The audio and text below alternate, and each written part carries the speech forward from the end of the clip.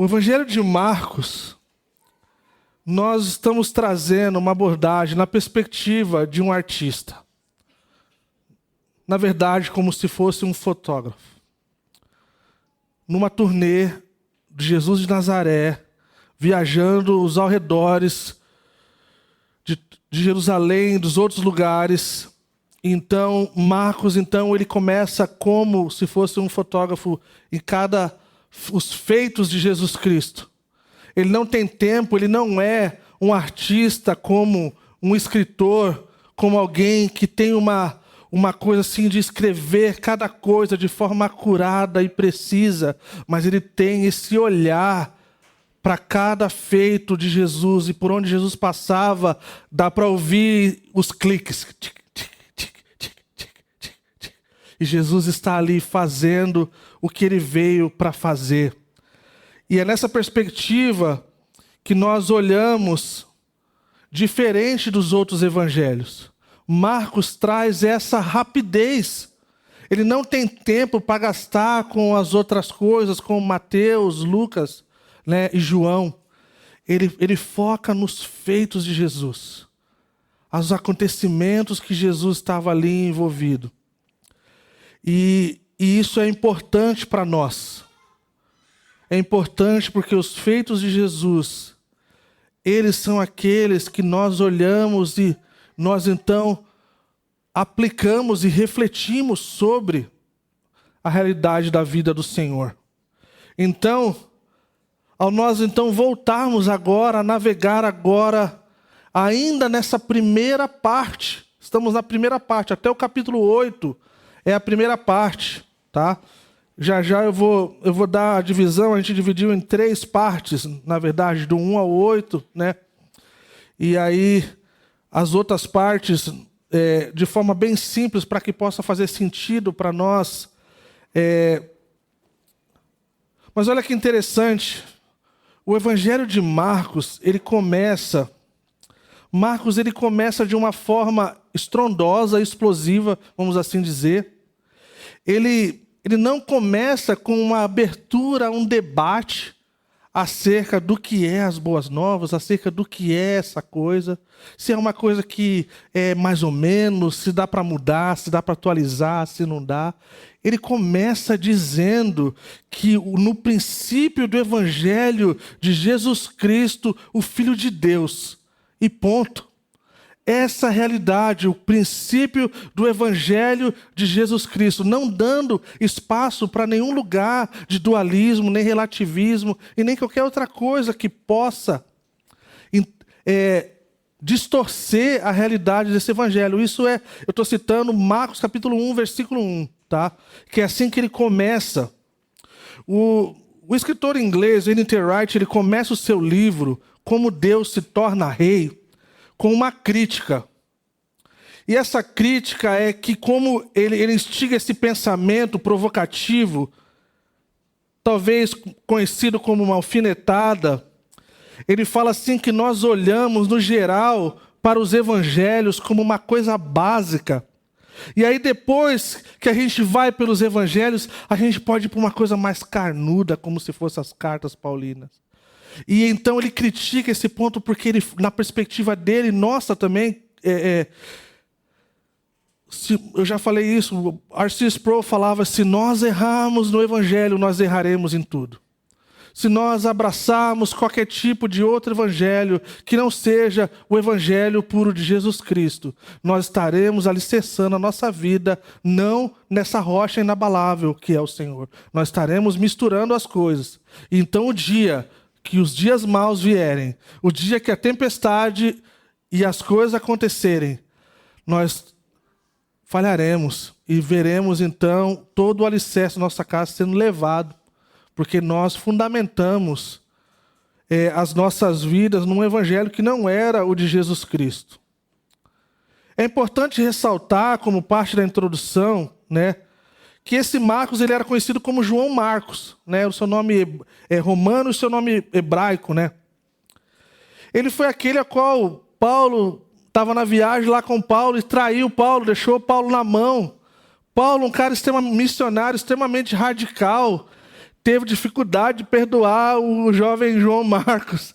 E então, logo depois, um tempo depois, rolou uma oportunidade de eles se encontrarem de novo. Ele falou, não traz esse cara não. Esse cara deixou a gente na mão. E assim, é uma coisa terrível, mas assim, quem já teve em situações, por exemplo, em realidade de campo missionário, até mesmo na igreja, assim, existe uma coisa terrível, gente, é ser traído. Existe uma coisa terrível, é ter a sua confiança traída. Isso é uma coisa que é muito difícil de retomar. E isso acontece, infelizmente, em todas as igrejas. Isso acontece, infelizmente, em todos os lugares. Mas não é assim que deveria ser. Mas a coisa mais linda dessa realidade é que essa história não acaba assim, né? Lá no final, quando Paulo, então, ele fala lá em Colossenses, capítulo 4, versículo 10, a gente não vai ter tempo para... Mas ele fala que está pedindo algumas coisas e ele fala como... né, aquele jovem que acompanhou, né, o Paulo e Barnabé, e ele fala, então, que para trazer o jovem Marcos, que ele era útil, que algo havia mudado, talvez a maturidade veio, talvez ele já não estava mais acostumado com o arroz e feijão da mamãe, e ele já havia saído de casa e havia então crescido e vivido de uma forma que ele tinha que ser responsável pelas suas atitudes. Então Paulo reconhece isso, e isso é uma coisa muito preciosa para nós, porque se tivesse acabado ali esse texto, daria uma impressão errada do evangelho, que seria um evangelho que não há perdão, seria um evangelho que não há restauração, não há reconciliação. E isso é muito precioso para nós, porque isso faz parte do coração de Jesus, acerca do amar o próximo, acerca do amar os inimigos e perdoar muitas vezes ao dia, de uma forma que a gente não tem como gastar os créditos de perdão. E isso é uma coisa preciosa, né? Então, esse evangelho ele é escrito para um público-alvo, como lembrete para a gente, né? Há alguns pensamentos acerca desse evangelho. Então, ele completa esse evangelho antes de Mateus e Lucas, né? Então, ele permite usar o evangelho como uma fonte para... né, a deles, que a afirmação, assim, é como se fosse uma base para escrever de alguma coisa que já tinha, né? Então, assim, Marcos, então, ele completa esse evangelho acompanhado, né? Valeu, obrigado. Há quem diga, né, que poderia ter sido chamado o evangelho de Marcos de acordo com Pedro, né? Porque, assim, dá para ver essa coisa, né? Mais ou menos aí nos anos 50, 60, né? Então, deixando esse pano de fundo, né, a gente vai entrar só na divisão do livro de forma rápida. O Tim Mack do Bible Project ele divide em 3 atos, né? Então, o ato 1 é Galileia, tudo acontece do capítulo 1 ao capítulo 8, ali na Galileia. Tudo acontece relacionado acerca de quem é Jesus. A gente está vendo Jesus sendo tentado e testado a todo tempo acerca da sua divindade, acerca de quem ele é. Então, o ato 2 ele está a caminho, né, do capítulo 8 a 10, o que significa Jesus ser o Messias. Havia muito Jesus por lá. Agora, ser o Messias, o esperado, ali, em corpo e carne. E aí, então, o ato 3, em Jerusalém, já então de 11 a 16, como Jesus se torna rei. E aí, então, a gente começa, então, a exposição dessas sessões, tá? Eu estou dedicado a terminar em 40 e poucos minutos. Não sei se você percebeu, tem uma tela lá atrás, e o tempo está correndo, e a hora que passa depois, fica vermelho. Depois que fica vermelho, acaba a luz. Então, vamos lá. Mas como a gente está fazendo de forma sequência, sistemática, não tem problema a gente parar no meio do caminho. Domingo que vem a gente toma, mas a gente não vai estender, tá, gente? Nosso desejo é fazer nosso culto dominical mais curto, mais gostoso, e que todo mundo deseje voltar no próximo domingo, tá bom? sem desaguar ou moiar ou deixar a palavra fraca. Tá bom? Positivo, pessoal? Vamos lá, de 1 a 3. Então a gente vê o povo local da cidade de Jesus fica ofendido com ele. A primeira coisa que nós vemos aqui é que Jesus, então, ele chega à sua cidade natal.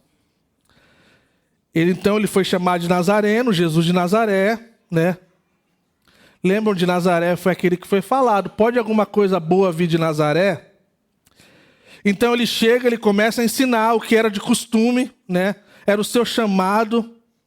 Ele sempre deixou muito claro isso e parece que aproveitou todas as oportunidades desde a sua adolescência para ensinar e proclamar o reino de Deus, o qual falava de si mesmo, mas não de uma forma egoísta, mas de uma forma, de uma história linda de redenção para com o mundo.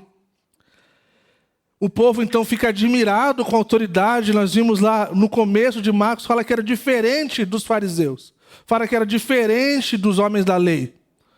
Ele ensinava com uma coisa diferente, e então isso fazia com que eles ficassem confusos.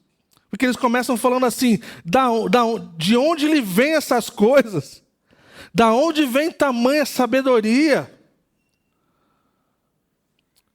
E aí então, né, a gente pode começar a imaginar uma situação, né, Jesus na cidade natal, diante da galera que estava se perguntando como que Jesus se tornou esse homem poderoso em palavras e obras. O Jesus de Nazaré, o carpinteiro. Né? Então ele sai da cidade como um carpinteiro e ele volta como o Jesus, o Messias. Então imagina para a galera que está acostumada a jogar bolita ou futebolzinho ali, igual caixote. Fala assim, mano, o cara brincava com a gente ali, cara.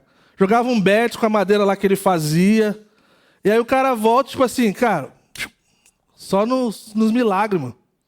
E aí, então a galera começa a pensar, cara, a gente não viu em que escola que ele estudou. Cara, ele foi para algum seminário aí, na época não tinha muitos seminários. E aí, então, não conhecemos nenhum rabi que era famoso, o top dos rabis lá, com maiores visualizações no YouTube, o qual estava ensinando ele no Masterclass. E aí ele volta, e a galera tipo assim, mano, é o mesmo? Só que alguma coisa mudou. Ele não seguiu nenhum rabi. Para ser um talmidim, um discípulo, precisa ter um mestre. E aí leva um tempo para eles entenderem que, na verdade, ele é o mestre dos mestres. Eu ia falar que ele é o mestre do mago. O John falaria isso, então tá bom. O John vai ficar feliz que eu falei isso. Tipo, o mestre dos magos. O mestre dos mestres. O Rei dos Reis, o Senhor dos Senhores. Ele já não era mais a quem eles pensavam que fosse. Então a gente vê, o Guzik fala assim, que ao longo dos séculos, algumas pessoas pensaram que o emprego de Jesus era de um carpinteiro, de uma forma que desacreditava da sua mensagem. Olha que interessante isso, gente. Tipo assim, a Bíblia fala que desde a adolescência de Jesus ele ensinava com autoridade. Então a sua profissão, ou a sua vocação, ou a coisa com qual ele era conhecido, não era algo que perdesse a autoridade da mensagem proferida. Eu amo a história do pastor Chuck, ele costumava dizer que uma das pessoas que mais tocou a vida dele era alguém que cuidava da propriedade lá da Calvary. Ele falava assim que chegou uma época que ele percebeu, ele falou assim, cara, eu vou buscar sabedoria nesse zelador. E ele chegava lá no zelador e falava, e aí, como é que vai? Tudo bem? Tudo bem? E aí, meu irmão, como é que tá? Como é que tá? Me fala, como é que tá as coisas? Fala, o Senhor é bom, o Senhor está fazendo isso. E a gente, como igreja, a gente ora, o Senhor está nos abençoando e tal. Mas e diante daquela circunstância, como é que o irmão reagiria? Ah, assim, a Bíblia fala assim, assim, assim. Ele fala assim, tá bom, obrigado, hein? E lá depois falava assim, aprendi com o irmão. Olha isso aqui, gente, que coisa linda. Isso aqui você poderia ter aprendido de um PhD. Mas está aprendendo de um irmão que está aqui no nosso meio, que é um irmão humilde. E isso mostra o coração de Jesus acerca de ser um carpinteiro, né? É bem importante pensar que a palavra carpinteiro não é necessariamente como a gente imagina um marceneiro, alguma coisa do tipo, né? Não é necessariamente, é mais para um construtor. Jesus pode ter trabalhado com pedra também, né? Então a gente vê em alguns lugares o pessoal exaltando as pedras de Israel. Então, assim, existem muitas pedras até hoje. Então pode ser também que ele lidava com essa questão de madeira e pedra, né? Então era um material de construção muito comum naquela época, no seu lugar. E isso pode soar um pouco estranho para algumas pessoas, porque até mesmo quando a gente pensa em ensinar as crianças, é bem normal ensinar, tipo, Jesus, sei lá, construindo alguma coisa com a sua mão, e com madeira, ou coisa do tipo. Ou até mesmo na questão imaginativa, né? De Jesus ser mais um carpinteiro do que um construtor em si. Uma observação importante aqui, que quando eles estão ofendidos acerca de Jesus, eles usam termos que são depreciativos. Não é positivo de forma alguma. Fala assim, cara, mas não é aquele carpinteiro, não é tipo assim, pô, não é aquele cara grandão, não é aquele cara não é o bichão, né? Não é o que tem aquela coisa incrível, não. Cara, o carpinteiro, fico pensando, né, quais são talvez as profissões que nós olhamos, né? E talvez olhamos com uma coisa assim, para baixo, né? E então acho que vale a pena cuidar. Assim como o pastor Chuck aprendia sabedoria com o senhor humilde, zelador, tem muitas pessoas por aí que não têm muita coisa acerca de escolaridade ou de profissão, mas podem ter Jesus e isso pode ser uma coisa incrível de sabedoria. Acho que uma das coisas do cristianismo que torna o cristianismo peculiar e diferente, gente, é que sabedoria não vem somente com idade, tá? Você pode ser um velho e ainda assim ser extremamente ignorante. E você pode ser alguém muito jovem, extremamente sábio e inteligente, se você estiver baseando a sua vida nas Sagradas Escrituras. E isso, as Sagradas Escrituras têm poder para fazer isso, para tornar as pessoas sábias. E isso é muito incrível pensar, né? Então eles começam a classificar. Não é ele o carpinteiro? Alguém disse que não é maravilhoso pensar que de todas as coisas que Jesus poderia ter sido, ele escolhe, dentro da soberania divina, ser um carpinteiro, um Deus construtor que sabe construir e criar. Isso é incrível, gente. Como ele nos criou e como ele pensou em cada parte da gente. E ele pensou em cada coisa que talvez a gente nem goste. Porque a gente não tem uma compreensão da realidade do Criador, de que pensou em cada fio do nosso cabelo, até aqueles que perderam o cabelo. Na glória o cabelo vai voltar, restaurado. Mas não é incrível isso, gente? De todas as coisas, de ser aquele que cria, aquele que constrói. Isso me lembra as palavras do apóstolo Paulo, que a boa obra que ele começou, o bom trabalho que ele começou, ele é fiel para continuar e levar até o fim e trazer ao fim aquilo que ele começou. Isso é incrível. Algumas coisas que Jesus aprendeu e nós podemos aprender como carpinteiro, olhando para o nosso Senhor. Ele aprendeu que há muito potencial em um pedaço de madeira ou pedra. É importante para a sua profissão. Ele aprendeu que é preciso trabalho e tempo para tornar algo útil. Ele aprendeu que as melhores coisas são feitas de madeira mais dura. E isso é incrível. Eles seguem adiante, eles falam, mas não é esse o filho de Maria? Lembrando que não é uma coisa positiva, não era uma coisa positiva naquela época. Também não foi um elogio, é uma frase adicional, né? Depreciativa. Era o contrário ao costume judaico descrever um homem como filho de sua mãe. Mesmo quando ela era viúva, exceto em termos insultuosos. Olha que coisa interessante culturalmente falando. Nos dias de hoje, talvez a gente daria nome numa cultura mais de um patriarcado, ou talvez de um machismo, né? Mas a gente vê Jesus lidando com isso, e isso faz uma coisa, a gente entender uma coisa e observarmos. Quando nós damos o tema do Evangelho da Prosperidade com ponto de interrogação, né, ou com subtítulo no efeito reverso, é que o próprio Jesus, ele está vivendo a rejeição. Então, se você é um crente e acha que nunca vai ser rejeitado, nunca vai passar por sofrimento, é melhor procurar outra religião. Porque o cristianismo não propõe e não tem essa garantia para nós. Agora, ao contrário, é só abrir o livro. Mas sabe uma coisa incrível acerca do sofrimento, acerca da dor e acerca de uma prosperidade negativa, vamos assim dizer, quando se trata das dificuldades? É que a gente tem um Senhor e que prometeu que estaria conosco até o fim. E essa é a nossa âncora para a vida e para a morte. Amém? Então, quando a suspeita de desprezo pode estar por trás dessa descrição específica, né? Morgan perguntou. A falta de menção de José talvez implique, né, que ele morreu quando Jesus era jovem. Jesus provavelmente ficou em casa para sustentar a sua família até que os filhos mais novos tivessem idade suficiente para sustentar a família. São alguns pensamentos. Uma coisa que é importante ressaltar, que logo depois que fala das suas irmãs, sabemos que, então a gente pode saber que Jesus tinha irmãs e irmãos. Então a gente pode ter consciência e convicção de que Maria não permaneceu virgem, né?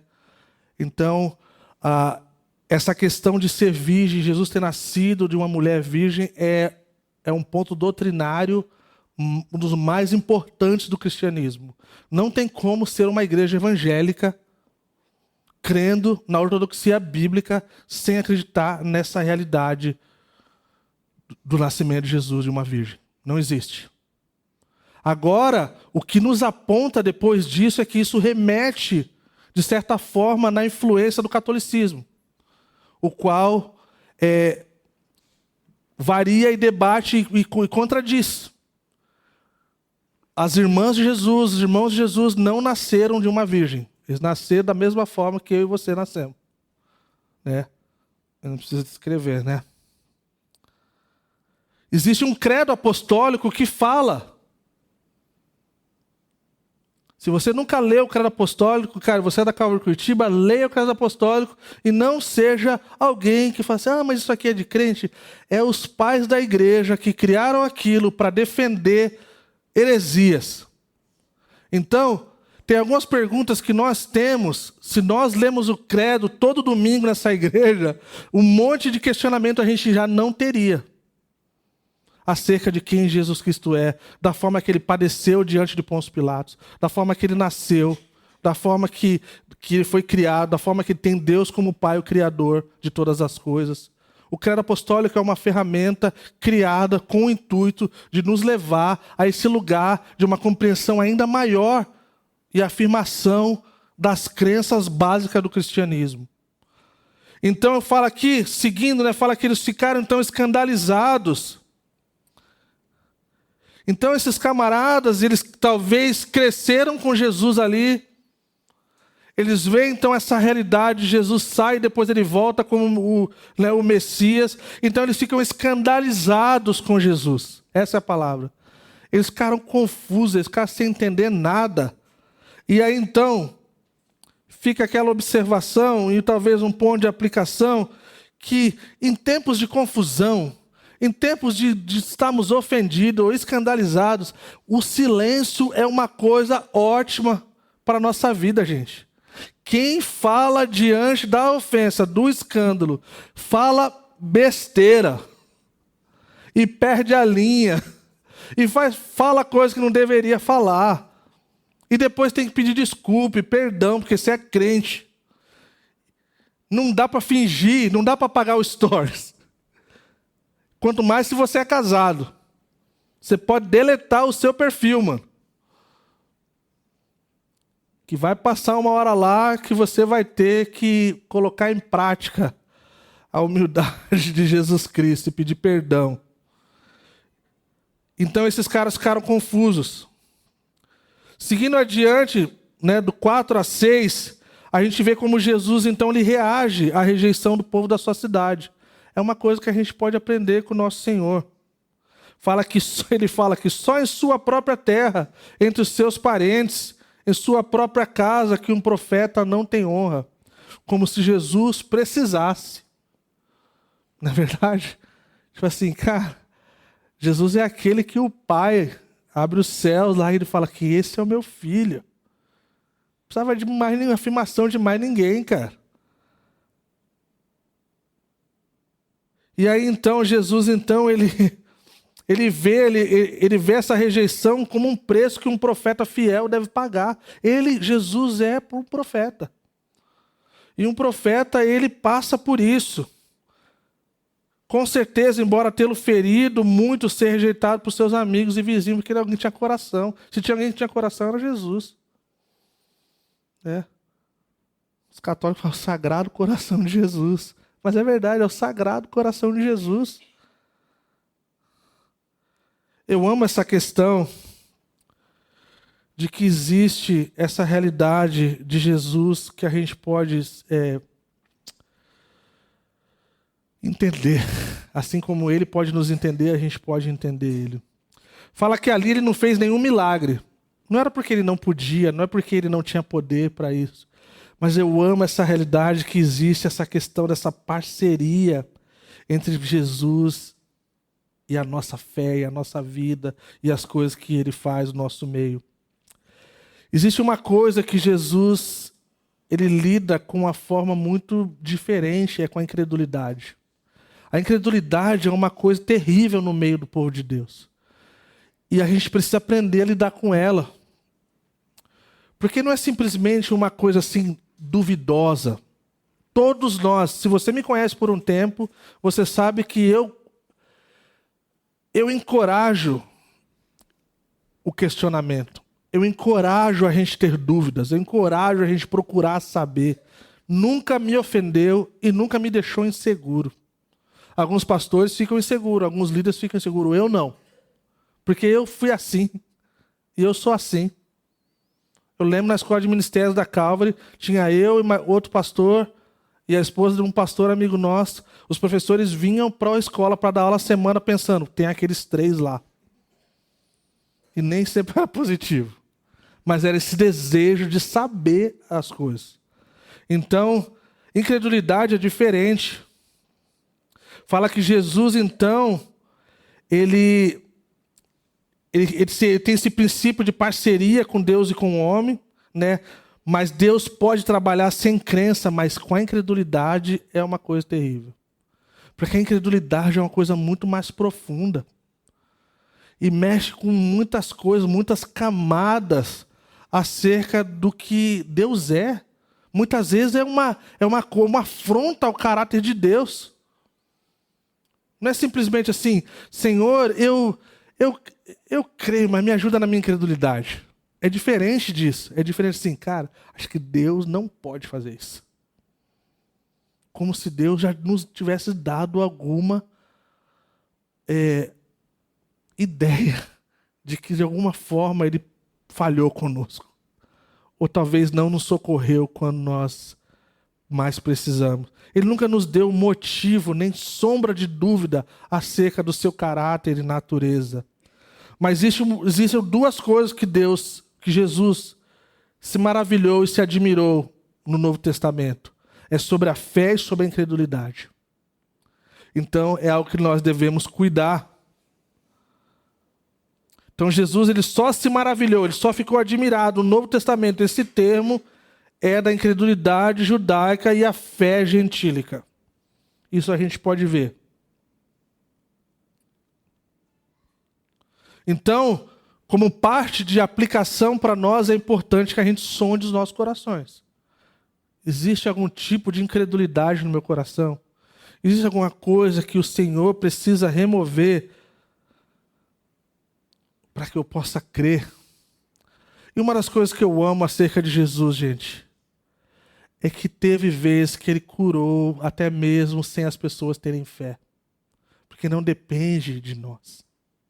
Teve outras vezes que dependeu da fé, ou teve outras vezes que dependeu da fé dos amigos. O que isso mostra? Isso nos mostra que se tem alguém que está na mão de alguém, é a gente. Então, se você é da Calva de Curitiba, tire das suas orações do eu determino, eu declaro. Você não faz nada com o Senhor. Você precisa se ajoelhar e pedir: Senhor, tenha misericórdia de mim e seja feita a sua vontade, assim na terra como no céu. Eu não sei, mas o Senhor sabe. Eu não sou, mas Tu és. Eu não tenho aquilo que eu deveria ter, mas Tu tem tudo. E eu posso confiar em quem Tu és. Que Tu és bom, que Tu tem poder para curar e para salvar, que Tu és poderoso infinitamente mais do que eu posso pedir ou imaginar. A nossa imaginação, ela só vai até um certo lugar.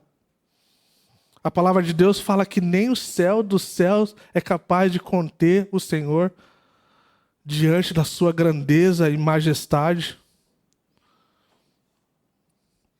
Gostaria de ler um texto que a gente está falando da perspectiva artística, achei bem legal pensar nisso aqui. Nunca lemos que Jesus se maravilhou com arte ou arquitetura, ou mesmo com as maravilhas da criação. Ele nunca se maravilhou com a engenhosidade ou invenção humana. Ele não se maravilhou com a piedade do povo judeu ou o domínio militar do Império Romano. Mas Jesus se maravilhou com a fé, quando ele estava presente em um lugar inesperado e quando estava ausente onde deveria estar. Isso é incrível, gente. Então ele começa a percorrer os povoados, ensinando. Ele não permitiu que a rejeição e a ofensa o debilitasse ou o paralisasse. Isso a gente aprende em terapia, gente. Quando nós somos ofendidos, quando nós somos rejeitados ou machucados, é ok a gente sentir dor, porque nós somos seres humanos. Mas não é ok nós ficarmos paralisados. Nós precisamos desenvolver e pedir para o Senhor e profissional para que a gente possa usar de mecanismo, para que a gente possa avançar, para que a gente possa ter o nosso coração curado, as nossas emoções no lugar correto. E aí então ele começa de 7 a 13, então ele chama os 12 e os 12 são enviados a pregar. E ele começa a dar algumas diretrizes. Ele fala assim: não levem nem pão, nem saco de viagem, nem dinheiro em seus cintos. Em outras palavras, viajar com pouca bagagem os mantinham dependentes de Deus. Você não depende daquilo que você tem, você depende daquilo que eu tenho. Que eu sou tudo que você precisa para que você possa cumprir a missão que eu próprio estou dando diante de você. Isso não é uma coisa incrível? Não faz sentido alguém que é enviado por Jesus Cristo não depender dele, não confiar nele. Não faz sentido. O trabalho desses 12 que foram enviados não era mudar a mente das pessoas. Eles deveriam apresentar a mensagem de forma incrível, mas se o público não desse ouvido, não os recebesse, eles tinham uma forma de como agir. E algumas pessoas não vão receber, e assim é mesmo conosco hoje. E está ok. A gente não precisa sacudir a poeira ou os pés, mas a gente pode dizer assim: eu fiz a minha parte e eu confio no Senhor. Fala que eles saíram. A gente está falando sobre missão, a gente está falando sobre discipulado, a gente está falando sobre propósito. Eles realmente fizeram isso. Alguém disse assim: podemos ouvir a palavra de Jesus para nós o dia todo, mas algo está faltando até que façamos isso, até que saiamos. Porque senão não tem envio sem ir. E fala que eles saíram para pregar, proclamar, contar aos outros, anunciar novidades, boas novas e bondade. E essas coisas não acontecem dentro da igreja. Acontece quando os seguidores de Jesus estão cara a cara com outras pessoas, contando sobre o que Jesus fez por eles. Era como se fosse um morador de rua que tem fome e encontra pão. E ele vai e conta para os seus amigos assim, eu sei onde tem pão. E aí então os seus amigos se juntam e eles vão lá para o pão da vida, que é Jesus. Amém? Barclay falou que quando os apóstolos saíram para pregar, eles não criaram uma mensagem, eles trouxeram uma mensagem. Eles já tinham uma mensagem. A mensagem era Jesus Cristo. A gente vê ali que mesmo em meio à incredulidade, fala que ele ungiu muitos que estavam enfermos e os curou. Né? Estava com uma piada engatilhada aqui, mas deixa quieto. Ia ser que nem o Dani, ia ser sem graça. Porque um pessoal não acredita nessa questão, né? Fala que o óleo não tem poder nenhum, então não precisa ter óleo, coisa, né? É só orar e coisa do tipo. Então, assim, fala assim, cara, isso aqui, se tinha algum lance tipo gelol na época, talvez era o óleo que os discípulos usavam, coisa do tipo assim. A Bíblia fala para ungir. Então a gente unge, gente. Não tem esse negócio de... não tem nada mágico, é verdade. Pode ser sem também. Mas não dói nada usar o óleo. Então aqui a gente usa o óleo. Se você estiver doente e você precisar de oração, a gente ora. Porque a nossa convicção não está no óleo, está no Senhor. Mas assim, a gente não vê problema nenhum nessa questão. A gente não acha que é manguinga ou coisa, né, de superstição, né? Ou tipo o óleo ungido de Israel, ou de São José dos Pinhais, ou coisa tipo assim. Mas vamos lá, rapidão. Então a gente vê agora a morte de João Batista, versículo 14 a 16. Herodes ouviu falar do ministério de Jesus e ele fica então perplexo. Toda pessoa em lugar de autoridade, quando ouve que alguém está acima dela ou se portando como acima dela, eles tremem. Insegurança vem, a gente sente isso facilmente. Insegurança está sobre nós de tempo em tempo.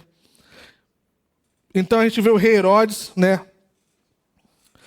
O imperador Augusto negou o título de rei a Herodes. É uma coisa importante, tá, gente? Importante aqui nesse texto. Né? Ele é instigado pela essa questão ambiciosa de Herodias. Né? Herodes, então, ele pressionou repetidamente pelo título até ofender tanto a corte do imperador, que foi demitido como traidor. Marcos usa esse título de rei Herodes porque era o costume local chamá-lo de rei. Sabe quando o cara já se apoderou? Sabe, você vai no interior, em alguns lugares, o cara é o xerife, é tipo isso. Mas ele não tinha esse poder que ele achava que tinha. E aí, então, ele começa a usar, né, de forma, talvez, se aproveitar. Então, ele é lembrado como esse alguém, que ele não era tanto assim que ele achava que ele era. Né? Então, ele se escandaliza, a gente vê essa situação que ele imagina que é João Batista, a quem ele havia decapitado. Essa história aqui, ela toma uma coisa estranha, gente. Porque parece que está, tipo assim, para frente e para trás. Que ele lembra de João Batista, e aí depois o enredo de João Batista acontece no final dessa sessão. Mas só para a gente entender, a coisa está acontecendo ali, lembra que ele está clicando ali a coisa. Então, assim, só para a gente entender. Aí, então, do 17 ao 29, a gente vê essa morte de João Batista. Né? Então, o próprio Herodes foi que enviou e prendeu João, né? Colocou ele na prisão. Fala que ele era um homem justo e santo, né? Herodes via João como alguém que era justo e santo, ouvia ele com atenção, com fascínio inegável, né? Mas ao mesmo tempo que o deixa perplexo e angustiado. Então a gente vê, pois já havia dito a Herodes, olha essa coisa aqui, esse é o profeta. Não te é lícito ter a mulher de teu irmão. Então, João prega arrependimento toda a sua vida, e não seria agora que ele mudaria a sua mensagem. Ele vai até o fim acerca da fidelidade, acerca das Escrituras. Então, a gente vê aqui, né, no 14, o rei Herodes ouviu falar dessas coisas, pois o nome de Jesus havia se tornado conhecido. Jesus estava famoso em todos os cantos, todos os lugares. Algumas pessoas começaram a pensar, será que João Batista ressuscitou? Já sabiam que João Batista havia sido morto e decapitado, a sua cabeça veio num prato, que é super bizarro. Mas no 16 fala que quando ele ouviu essas coisas, disse, João, o homem a quem decapitei, ressuscitou dos mortos? Gente, o evangelho da prosperidade não é feito reverso, tá? O profeta não ganhou um trono, não ganhou uma medalha, não ganhou um troféu, ele perdeu a cabeça. Mais uma vez, se você é parte da Calvary Curitiba, você acha que você tem que dirigir o melhor, ter o melhor, vestir o melhor, teclar no melhor, toma cuidado. Toma cuidado que pode ser ali na esquina que o tombo venha. Porque Deus não nos prometeu isso.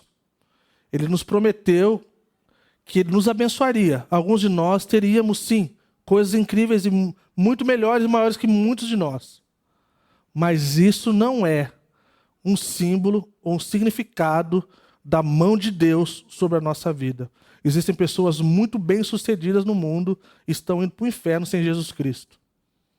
E existem muitos pobres na favela que estão indo para o céu e têm uma fé muito mais incrível do que muitos de nós.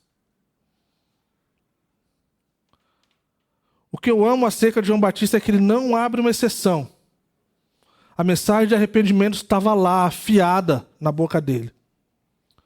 Eu queria dizer para você que uma igreja que ensina as Escrituras é só uma questão de tempo de pessoas se sintam ofendidas acerca da verdade. O Evangelho, ele é ofensivo em si. Ele não precisa de ajuda. Então, todos os assuntos que a gente for lidar, que bate de frente com a cultura, com o ensino que está lá fora, vai ofender pessoas. Quando nós falamos de coisa básica sobre o que a Bíblia fala sobre o casamento, que é de um homem com uma mulher, isso ofende pessoas hoje. Quando nós falamos que nós somos contra o aborto, isso ofende pessoas. E eu poderia estender a lista. Quando nós falamos que a Bíblia ela é suficiente, única regra de fé para a gente viver a vida que Deus tem para a gente, isso ofende pessoas. Então, que a nossa mensagem esteja afiada como a de João Batista. Eu falei isso uma vez, 2 anos atrás, eu volto a dizer, essa perspectiva de João Batista é um ponto, fica aqui uma aplicação, é um ponto de aplicação para a gente, como nós podemos descobrir se nós estamos idolatrando algo. É quando nós defendemos algo que nós não deveríamos defender. Isso especialmente na política. Não deixe de chamar errado o que é errado. Não deixe de chamar pecado o que é pecado. Seja o seu favorito. Não importa se é de direita, de esquerda, de cima para baixo, de dentro ou de fora. O que Deus chama de errado, de pecado, é pecado. Mesmo que seja alguém que a gente ame e goste e qualquer coisa semelhante. Então a gente vê essa coisa bizarra, né? João repreende Herodes. 19 fala que Herodias odiava e queria matá-lo. Então a gente vê uma figura como se fosse de Jezabel no Antigo Testamento, né? De querer matar o profeta. Herodes, versículo 20 fala que Herodes temia João e o protegia, sabendo que ele era um homem justo, santo, e quando ouvia ficava perplexo, mesmo assim gostava de ouvi-lo. Olha que interessante, gente. O cara está lidando com uma realidade. Vou proteger esse cara, vou cuidar porque ele é santo e justo, mas assim, mano, esse cara tá na minha bota. Esse cara tá aqui falando direto as coisas que eu estou fazendo errado, cara. E aí então vem essa ocasião oportuna, versículo 21. No seu aniversário, Herodes oferece um banquete aos seus líderes importantes, aos comandantes militares e principais personalidades da Galileia. Gente, olha isso aqui, gente. O cara não é rei, ele faz um banquete e ele age como se ele fosse um rei. E ele fala assim, cara, a moça dança lá, ele fala, peça qualquer coisa. Versículo 22, a filha de Herodias começa a dançar. Algo escandaloso e vergonhoso, é essa a ideia. Herodias não estava na cena do marido falando besteira, bêbado. Então, há esse pedido que não faz sentido algum. Seja o que for, versículo 23, seja o que for que me pedir, eu lhe darei até metade do reino. Não se dá metade do reino que não tem. É tipo assim, bêbado é uma coisa terrível, né, gente? Cara, bêbado é uma coisa bizarra, gente. Assim,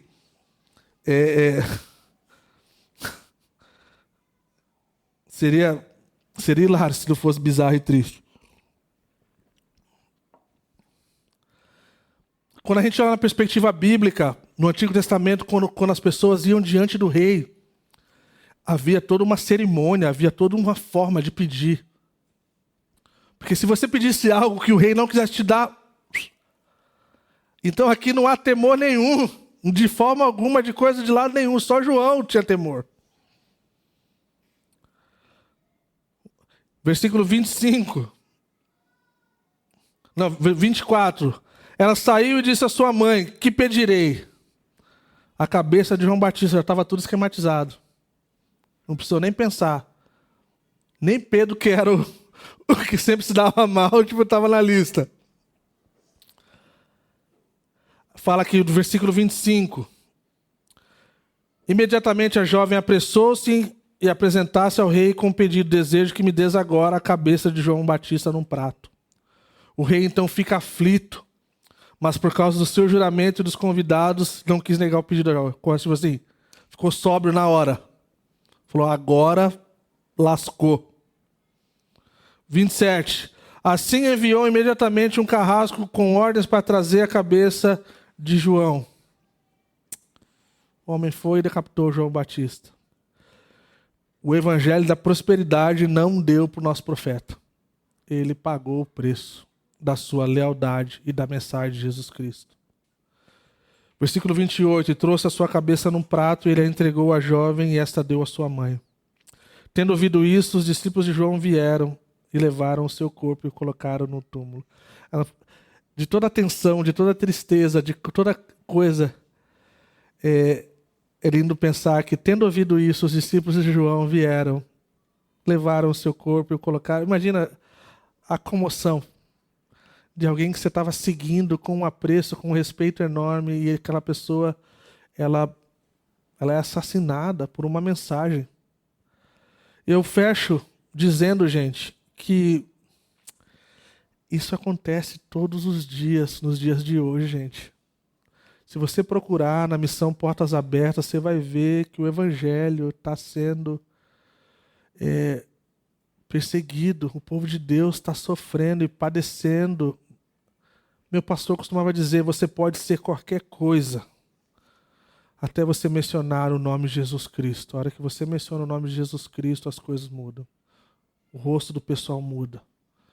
O coração das pessoas muda. E eu gostaria de chamar a nossa atenção, hoje talvez num tom um pouquinho diferente, não de uma forma talvez introspectiva, ou pensar na gente como João Batista, ou na gente como... Não sei. Eu queria que a gente pensasse de quando uma parte do corpo padece, todo o corpo padece. E eu queria que a gente parasse por um instante e a gente orasse pela igreja perseguida. Eu queria que a gente pensasse nos nossos irmãos e as nossas irmãs que estão sofrendo por amor do mesmo nome que nós carregamos, o mesmo sobrenome. Jesus Cristo, nosso Senhor. Amém? Vamos colocar de pé.